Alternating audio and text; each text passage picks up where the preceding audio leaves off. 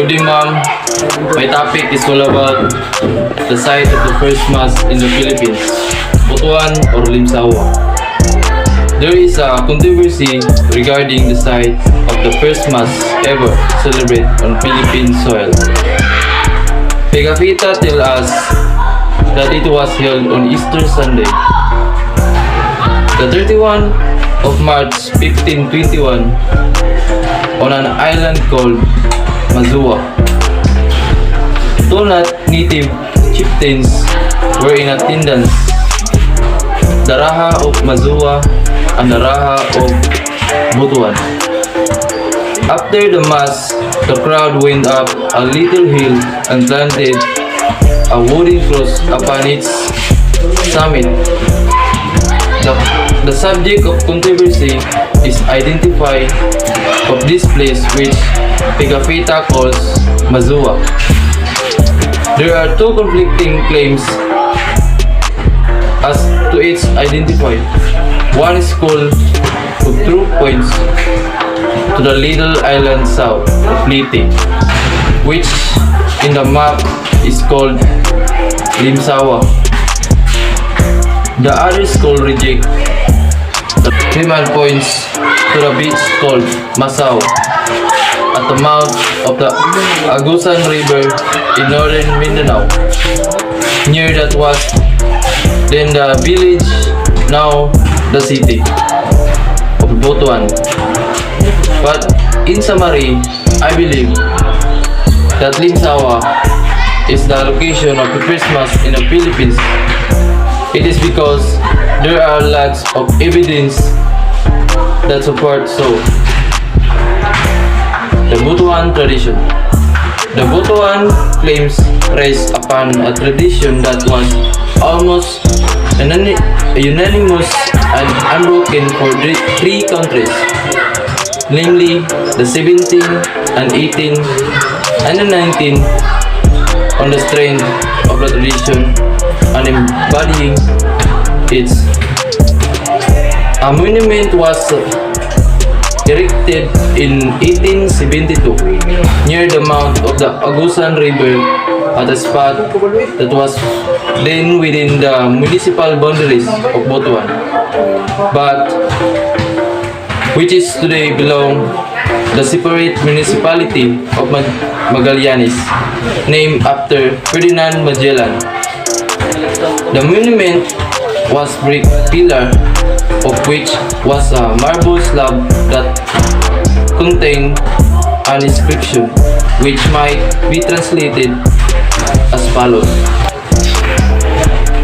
The immortal Magellan people of Butuan with their parish priest and the Spaniard resident therein to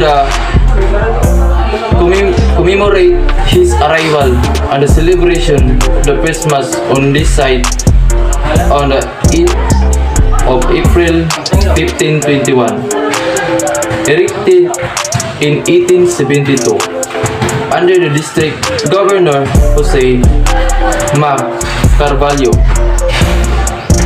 The mountain monument was erected apparently of the instigation of the parish priest of Butuan, who at the time was a Spanish friar of the Order of Augustinian, recollects. The date given, the first mass 8 April 51, may be an obvious error, or it may be a clumsy and anachronistic attempt to translate the original date in terms of the Gregorian calendar. In any case, that monument and testimonial to the tradition that remained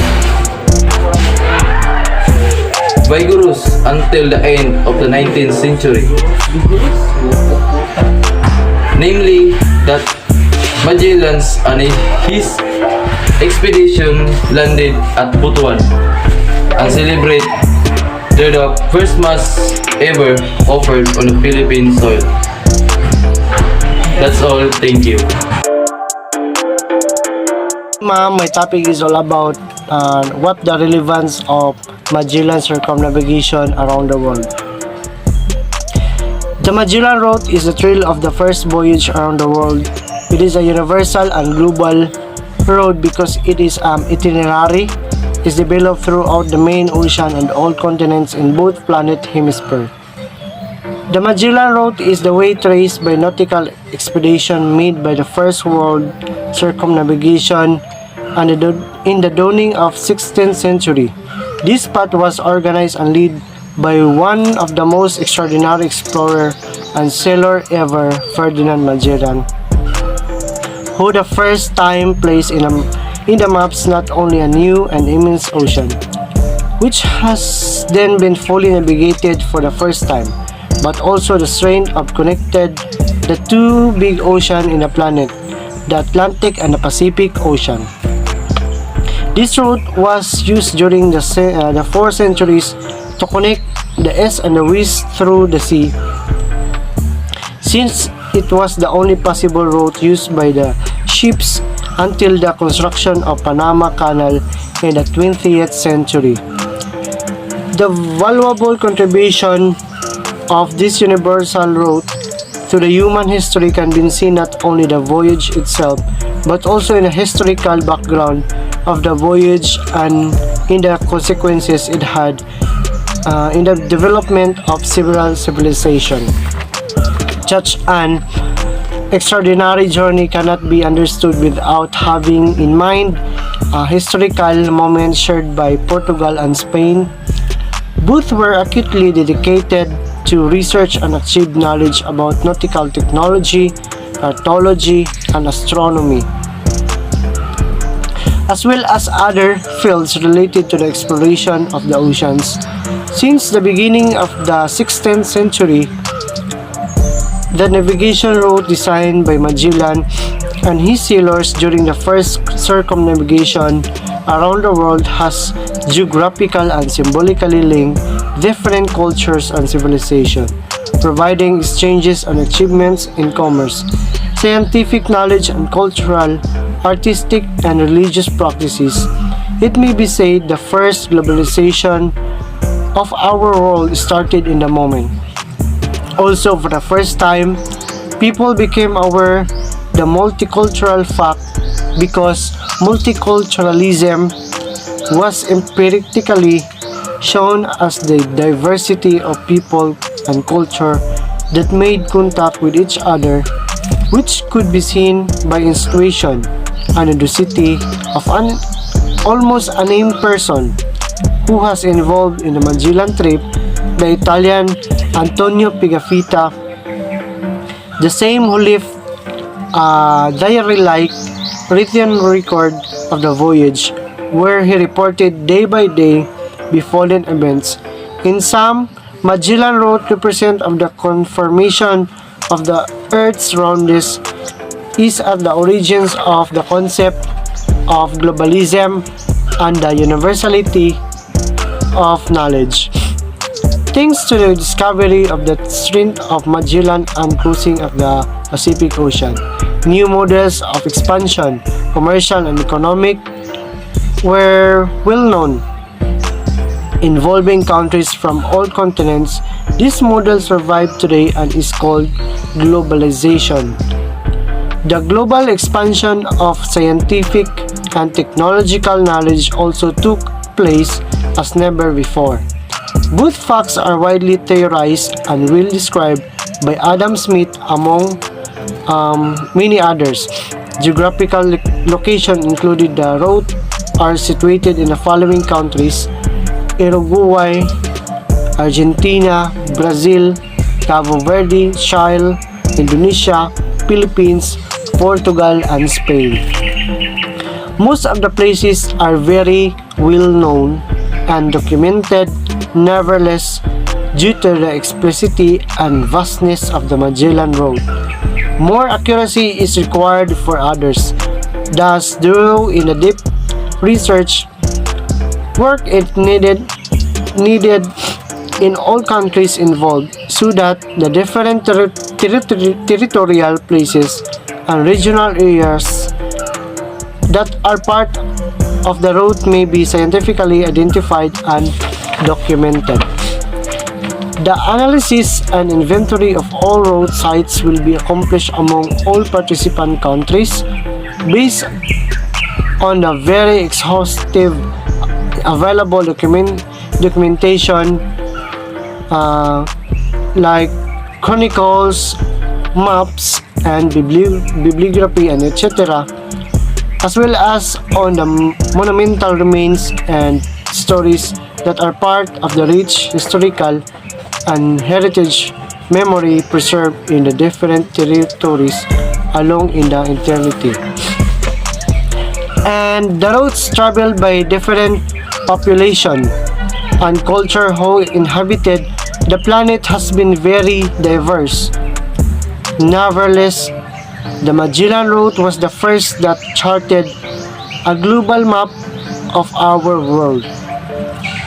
For the first time, the Atlantic and the Pacific Ocean were navigated sequentially, thus allowing humanity to preserve unhedged richness and diversity, geographical, cultural, and anthropological in the lands they touch. It was the first integral route that provided unique communication canals used during the following 4 centuries. Facts and events experienced by those Magellan Argonauts were disseminated in hundreds of chronicles almost over 5 centuries and were the evidence of a singular and unique fact in the history of humanity. Today, the Magellan Route is still a perfect example of oceanic navigation and exploratory trip.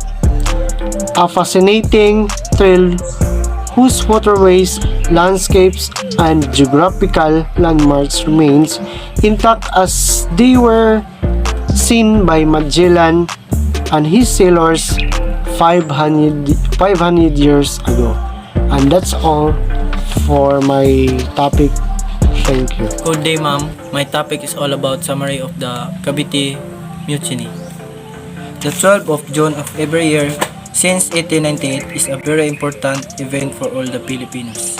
In this particular day, the entire Filipino nation as well as Filipino communities all over the world gathers to celebrate the Philippines Independence Day.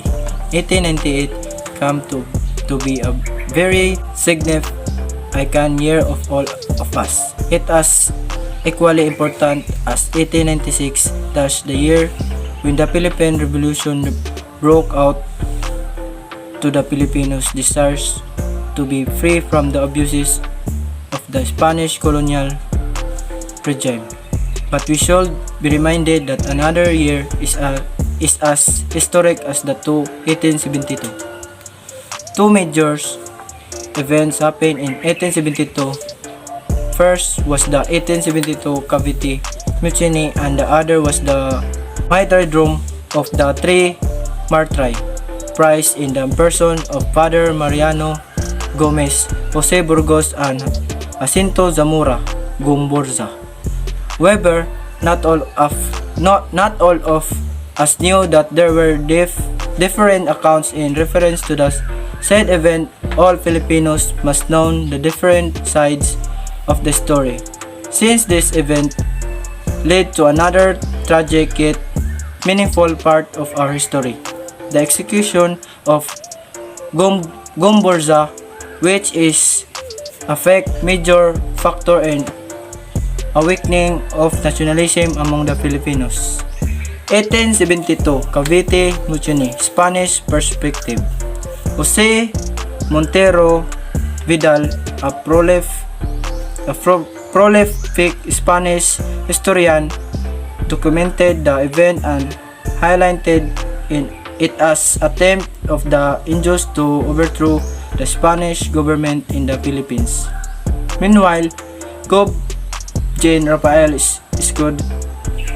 Escordo of official report magnified the event and made use of it to implicate the native clergy, which was then active in call for secularization. The two accounts complemented and corroborated with one another only. Secularization, the two accounts complemented and corroborated with one another. Only that the general's report was more spiteful. Both Montero and Izquierdo scored out the abolition of privilege enjoyed by the workers of Cavite. Arsenal such as non-payment of tributes and exemption from forced labor were the main reasons of the revolution. As how they called it, however, other causes were enumerated by them, including the Spanish Revolution, which overthrew the secular throne, dirty propagandas proliferated by unrestrained press, democratic, liberal, and republican books and pamphlets reaching the Philippines, and most importantly, the presence of the native clergy who, out of animosity against the Spanish friars, compared and supported the forced stockpiling, malicious propagandas graphs by the Filipinos. He reported to the King of Spain that the rebels wanted to overthrow the Spanish government to install new in the likes of Father Burgos and Zamora. The general event added the native clergy other participants by giving the charismatic assurance that their fight will not fail because God is with, coupled with handsome promise and rewards such as employment, wealth, and ranks in the army. Izquierdo, in his report, lambasted the Indios and passes in innate propensity for stealing. The two Spaniards deemed that the event of 1872 was planned earlier and was thought of it as big among educated leaders, mestizos, abogadillos, or reinforcement of Spanish troops in Cavite. After 2 days, the mutiny was officially declared substitute and unraveling the truth. Considering the four accounts of the 1872 mutiny, there were some basic facts that remained to be unvarying. First, there was dissatisfaction among the workers of the arsenal as well as the members of the native army. After their privileges were drawn back by Jane Izquierdo, second, Jane Izquierdo introduced and strict policies that made the Filipinos move and turn away from Spanish government out of disgust. Third, the central government failed to conduct an investigation on what truly transpired but relied on reports of Izquierdo and the friars and the opinion of the public.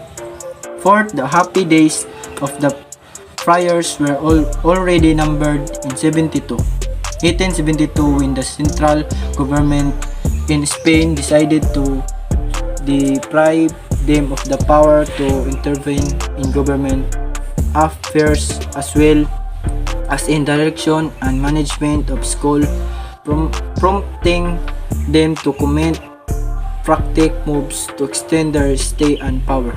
Fifth, the Filipino clergy members actively participated in the secularization movement in order to allow Filipino priests to take hold of the parish in the country, making them free to the rage of the friars. Sixth, Filipinos during the time were active participants and responded to what they deemed an injustice.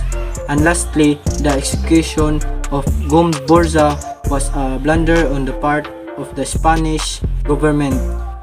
For the action, severed the ill feelings of the Filipinos, and the event inspired Filipino to call for reforms and eventually independence. There may be different versions of the event, but one thing is certain: the 1872 Cavite Mutiny paved way for a momentous 1898. That's all. Thank you. History is a branch of knowledge that records and explains past events. History also gives us a sense of identity by understanding where we have come from. We can better understand who we are. History also provides a sense of context for our lives and our existence, helping us understand the way things are and how we might approach the future. History is an account or chronicle that occurs or happened in the past, the happenings in the past that are unforgettable and will never be changed. It was all being listed and recorded that makes it as our story. It was the activities of ordinary and wealthy individuals, a diary, even a documentary, autobiography, letters, and many other things come to mind. The importance of history is to study because it allows us to better understand ourselves and the world around us. Every discipline and topic, from medicine to music to art, has a story. Knowing and understanding history is essential, even if the consequences of historical research are less evident and immediate. History is one of the most respected and most valuable academic subjects that we will learn. This guide takes a deep dive into the importance of learning history at school, plus a few tips for studying it effectively. And also, it can develop an understanding of the world through history. We can figure out how past social orders, frameworks, philosophies, states, societies, and innovations were fabricated, how they work, and how they have changed. The rich history of the world as is us, with illustrating where we stand today. Aside from that, history also promotes a greater appreciation of diversity. There are lessons to be learned from our ancestors, interactions with individuals who live in other ways, both good and bad. In a modern world, where everyone is welcome regardless of their origin, understanding how past societies integrated is critical to humanity's future progress.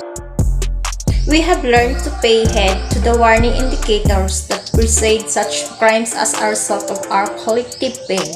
When these warning indicators appear in modern society, society has been able to recognize them and combat them. Knowing what led to these various wars allows us to have a greater influence over our future.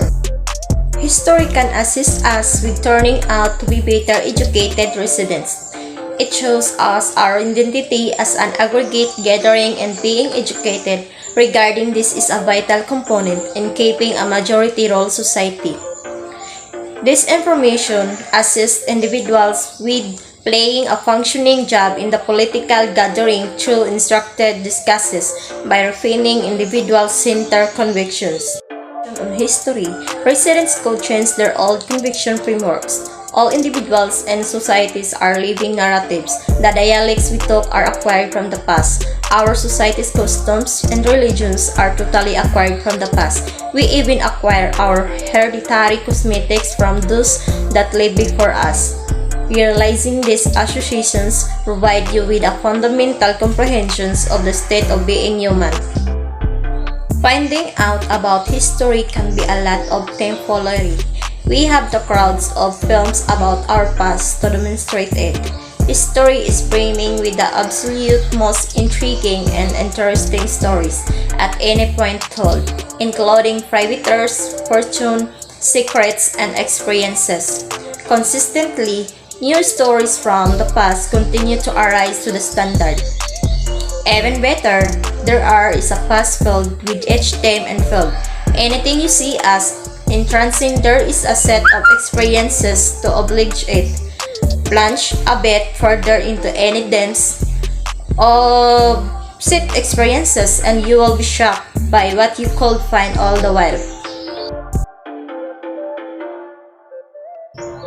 Greetings to each and everyone. I hope you guys have a pleasant day today. So right now, I will be answering a question about peacemakers in relation to our history. But before I start my discussion explaining my answer to the question, as a future peacemaker, in what way could history help you in doing your work?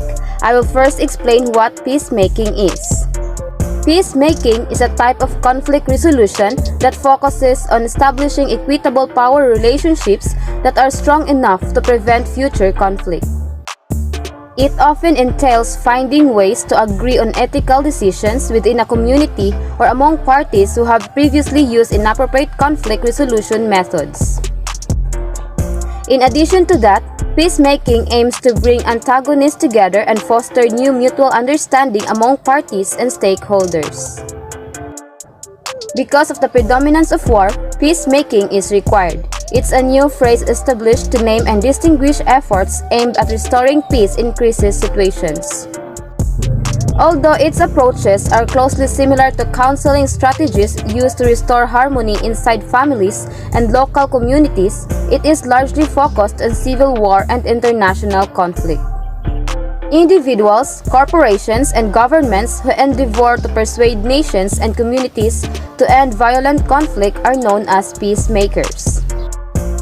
Moreover, negotiation, inquiry, mediation, conciliation, arbitration, judicial settlement, regional agencies or arrangements, sanctions, blockading, and forceful intervention are all methods of peacemaking. Some argue that the International Court of Justice would be a useful tool for achieving peace. To be true, if parties can put their disputes in the past behind them, it makes it much easier to consider new methods to coexist in the future. After all, a true peacemaker would endeavor to reconcile the two groups by bringing them together, disarming them of their weapons, and working through the difficult issues with them. That's what it takes to keep the peace. To explain things clearly, let me discuss more information with relation to peacemaking and how are we able to do it right from the start before we become peacemakers, and that has something to do with peace education. Peacemaking provides an opportunity to investigate and uncover what has yet to be conceived. Conflict or concerns are taboo themes to discuss in many conflicts since dealing with them causes too much discomfort. Peacemaking enables for the containment and management of worry. Conflict has existed throughout human history, and in every conflict, a group of peacemakers has worked to resolve disagreements, reconcile wounds and aggressions, and find a way to live together in community. Peacemaking is not limited to particular religious traditions or groups of people. Peacemakers and champions can be found in every major dispute throughout history and in the present period. Resolution and mediation can finally begin if peace has gained a footing among people and institutions willing to invest time and money. The demand for peacemakers is growing and innovative solutions are being tested around the country. Finally, peace education is essential for developing durable and just conflict resolution mechanisms. Peace education is crucial in examining the means to work for peace and justice, as violent conflict becomes increasingly localized. Domestically, it's less about nations at war and more about ethnic, religious, and racial problems. Peace education is critical because it focuses on understanding the differences that have led to conflict and finding non-violent solutions. In other words, we cannot wait until nations are at odds before advocating for and teaching peace. Peace education has the greatest immediate impact in our communities and has the ability to have a beneficial impact on the world around us. Education institutions across the country are looking for alternative methods to incorporate peace and social justice programming into the regular curricula. Now, allow me to discuss also what peacemakers are. Peacemakers are one of the most dependable temperaments, generous with their support and assurance, and willing to go out of their way to help people see the bright side of situations. They have a solid, creative, and agreeable presence that is open to new ideas and interactions. A peacemaker is someone who assists others in resolving conflicts and achieving a peaceful resolution. Of course, Gandhi was a well-known peacemaker, but even a playground patrol volunteer can be a peacemaker. Individuals can be peacemakers, and organizations can also be peacemakers. Our peace comes from focusing on Jesus rather than our circumstances. The gifts that come with peace, as well as being named children of God, are the two rewards for this beatitude. When we live as peacemakers in our daily lives, we share Jesus' love. And now, for the question, as a future peacemaker, in what way could history help you in doing your work? Here's my answer. As a future peacemaker, understanding and grappling with complicated challenges and dilemmas can be aided by looking at how the past has shaped and continues to shape the global, national, and local connections between societies and individuals. To elaborate, history may assist me in my work as a peacemaker by providing a foundation for how to build and maintain peace. How? History provides insight into the past. Even if we are aware of how terrible the world is, we are unaware of what occurred previously and how they gained peace. History demonstrates several methods and tactics for achieving peace, both positive and negative. As a result, history will serve as our guide or foundation for achieving and preserving peace in all situations. Aside from that, history can serve as a source of inspiration. Maintaining tranquility requires inspiration and motivation. Even though life was not as progressive as it is now in our generation, people living earlier were nonetheless able to obtain tranquility. Nonetheless, they are able to achieve that peace for everyone. On the other hand, it serves as motivation in the same way that conflicts serve as motivation in the past, as we all know from history. Fighting for what was right, what they believed in, and for their rights. People face numerous challenges from time to time. But what motivates us is the fact that despite of all the difficulties they have experienced and the battles in which they have been involved, they have been able to attain peace. As a peacemaker, I will draw on history to inspire and drive me to work for peace. And that's all for this discussion. Hope you learned a lot about this topic. Thank you for watching.